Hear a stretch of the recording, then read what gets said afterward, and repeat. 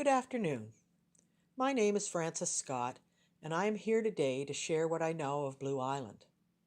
When planning this event, we had hoped to bring together a few old-timers to tell us their yarns of Blue Island. But alas, circumstances developed whereby that was not possible. So I am your meager replacement, or understudy, being called up to the main stage, so to speak. This presentation is by no means the definitive story of Blue Island, but it is what I know and is based on a long-standing family connection to the island. It's with a heavy heart and very mixed feelings that I begin this yarn, for on April 14th, 2020, my 28-year-old nephew, Alistair Michael Scott, lost his life to hypothermia while trying to return home by kayak from a paddle to Blue Island. Much like myself, Alistair was interested in Blue Island from a very young age, and his interest developed largely from being part of a family of storytellers who shared tales of Green Harbor with more than a few Blue Island stories in the mix. The short video clip you saw at the beginning of this presentation was graciously provided by Layla Crouse, and I wish to express my appreciation to her for sharing it with us. Within the video, there is a moment when a wooden Celtic cross comes into view.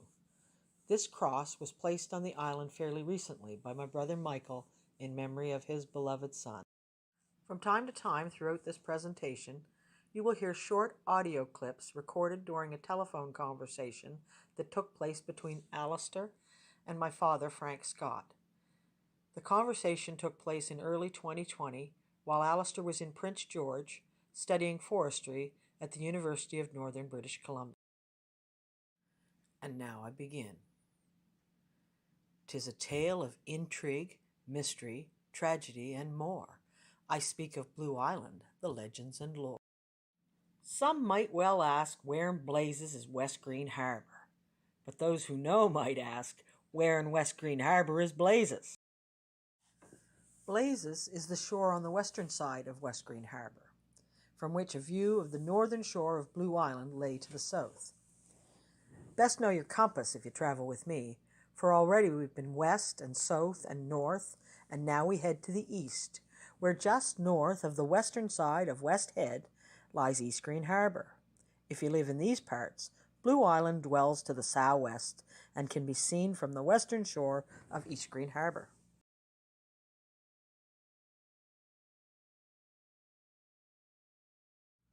Blue Island has roughly the same landmass as the Locks Island portion of Lockport, but with an elevation nearly 70 feet higher at 102 feet above sea level. Much of the island is made up of large granite rock, boasting more than a few ominous cracks and fissures, and forming a coastline so rough that much of it should only be approached very carefully at the best of times, never at the worst of times, and only on the right tide. You were down around Blue Island and stuff with me in a boat. I sure was. I remember it vividly. Yeah. I ain't got one of them anymore. I wish I had. But, yes. Well, 1,000 years ago, the Mi'kmaq people were the only humans to spend time on Blue Island. Traveling there to harvest berries, seafood, and mosses, they knew it to be a place of both beauty and peril, with many hidden facets, as it remains today.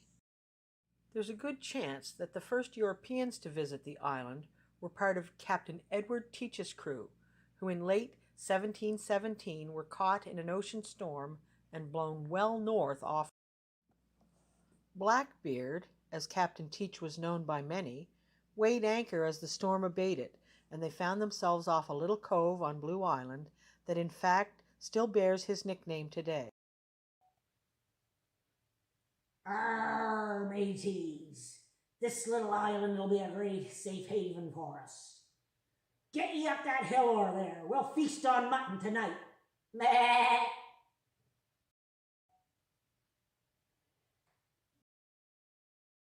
Now, you scurvy dogs, you got full bellies. Scramble up in back of this hole from hell and stick this booty in that cave back there before the tide comes back in. Then we're off to Oak Island. We'll drop a few coins there.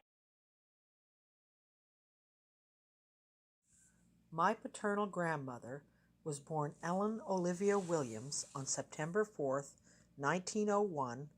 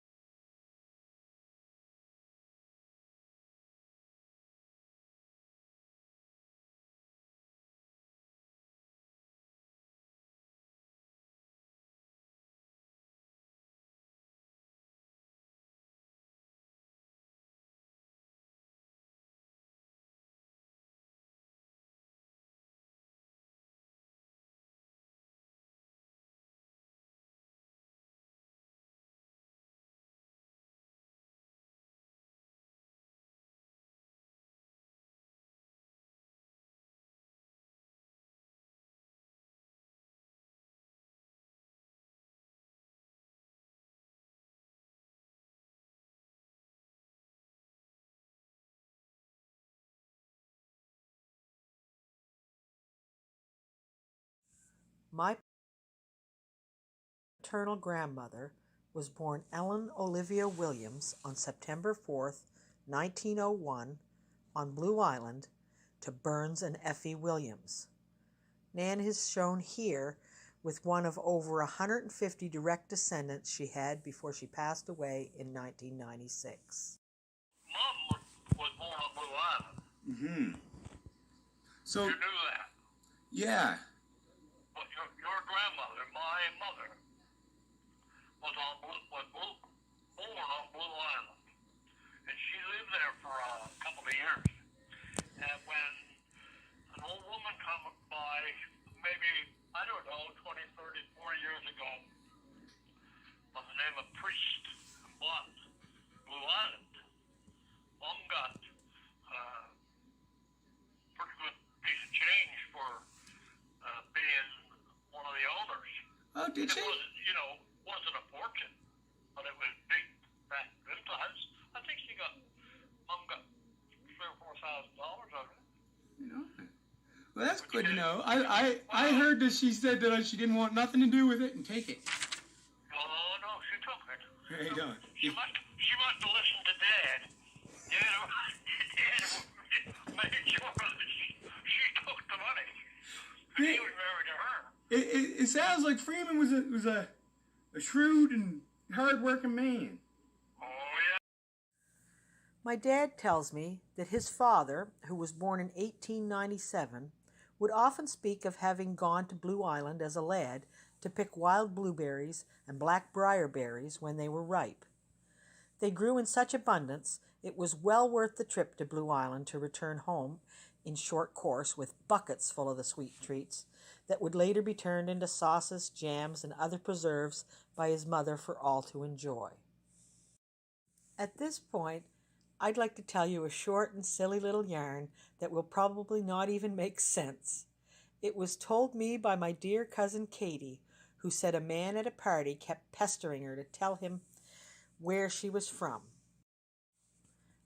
After some time of trying to ignore him, she eventually gave in, turned around, and told him, "We's Puckadooies. We came over from Blue Island on great big balonies, and we ate 'em and we couldn't get back, so they called us Puckadooies. In the genealogy, I'm the youngest son of the youngest son of the youngest son, which is you. Really? Yeah. Well, that's good. That's good. So you're the youngest son of me. I'm the youngest son of Michael, who's the youngest son of you. Yeah? Freeman wasn't the youngest, was he? What? Was Freeman the youngest in his family by any chance? Youngest boy? Dad was. Was he? Dad was, and I was in Lump's family. I was the youngest in my family. So Grampy, me and you are part of a chain of the youngest men. I've already spoken of the dangers of Blue Island. As a child, I remember hearing the story of the hole in the heather. As the story goes, a stranger was visiting the island at the time of year when the heather was in full bloom. Whilst ambling along in what he believed to be a lovely field of heather, he suddenly dropped out of sight, for the heather grew so thick there that it covered a deep crack in the landscape, and he had plummeted to his death below. As a very young teenager, I would travel by skiff to the shores of Blue Island, where my dad and I would harvest Irish moss. We would rake it aboard as very wet moss, and then lug it home in large burlap sacks to spread it out for drying on a strip of unused asphalt near where we lived. Once the moss was dry, it fetched a much better price than we'd get selling it wet. As it happens, there was an Irish moss plant very near where we lived. We would sell it there, and the workers there told me the moss was used as an ingredient in making ice cream. I was never quite sure I believed that story. I was a somewhat artistic child, and I recall one particular trip to Blue Island when we spotted large chunks of something that I still don't really know what it was. It looked like it had been sliced away from something else. It was a dark bluish gray. The chunks were 1.5 feet to about 2 feet long, roughly 8 inches across, with a curved sort of point at the top, and was about 1/8 of an inch thick, with the consistency of a very thick finger or toenail. I conjectured it was bits of the hide of some poor seagoing mammal, likely slaughtered for its blubber or something else humans thought they needed. Whatever it was, I gathered up about 10 pieces and lugged it home with the intention of creating works of art from it. I definitely painted on some of it and tried etching other pieces, but alas, I don't know really whatever became of my creations. Perhaps they're on display in the Louvre. Having never traveled to France, I remain uncertain. As I got a little older, nearer 16, I would go with my dad from time to set or haul lobster traps around Blue Island. If you could keep clear of the times with storm swells, the area around Blue Island could yield a pretty good haul of the tasty crustaceans. Dad had a job on land and only fished about 50 traps from his outboard, but a good day near Blue Island meant extra money in Dad's pocket that he mostly spent on us kids. Of course, if we only caught a few that day, it was still good because that meant we wouldn't bother selling them, but rather we'd take them home and put them in the pot for our supper and sandwiches for the next day at school. But in my belief now that Blackbeard's treasure's in the hellhole. What do you think about that? Say that again.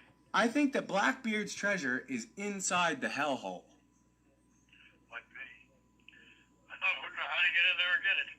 Well, it's covered now, right? But I No, it's still the same. but no, there's a landslide. The opening to the hellhole's closed now. Yeah, they couldn't close that. You mean that old woman that bought it? No. It was a landslide, like a weather event. Well, maybe so, but I think- it's been since I can remember. Because the hellhole that I remember and was shown to by Dad and was known to be hellhole was just a massive piece of rock that couldn't possibly fall in no matter how far the sea come over it. So I saw a picture that someone took while doing a hike, and it looked like the ground up above, like the earth up above that big fissure that goes in, let go, and the earth slid down into the fissure. Although I've never read it, I understand the book Trafficking in Sheep, a memoir, written by Anne Priest and published in 2006, contains details of Blue Island. A short bookseller's introduction to the book describes it as follows. A working actress and divorced mother of 2 young boys takes off for the summer to the coast of Nova Scotia. She falls in love with the place, buys a house, ultimately buys an island because it is the view from her house and because she wants to save it from development. With the help of none other than the real-life assistant to the legendary vet James Herriot, she finds herself the owner of a flock of quasi-wild sheep on Blue Island, Nova Scotia. Someday I hope to read it, so I can tell you if I recommend it. In closing, I would like to state that I know there are others out there with more stories of Blue Island. It is my sincere hope that they might come forward in the future to share them with us. I never tire of hearing those old yarns. Alistair, I hope you've heard this, and if you have, I'm pretty sure you have a grin on your face. Catch you on the flip side, brother. Love, Aunt Francie. Buddy, could we row it in a dory if there's someone in Green Harbor? We can borrow a dory? Yeah, you could.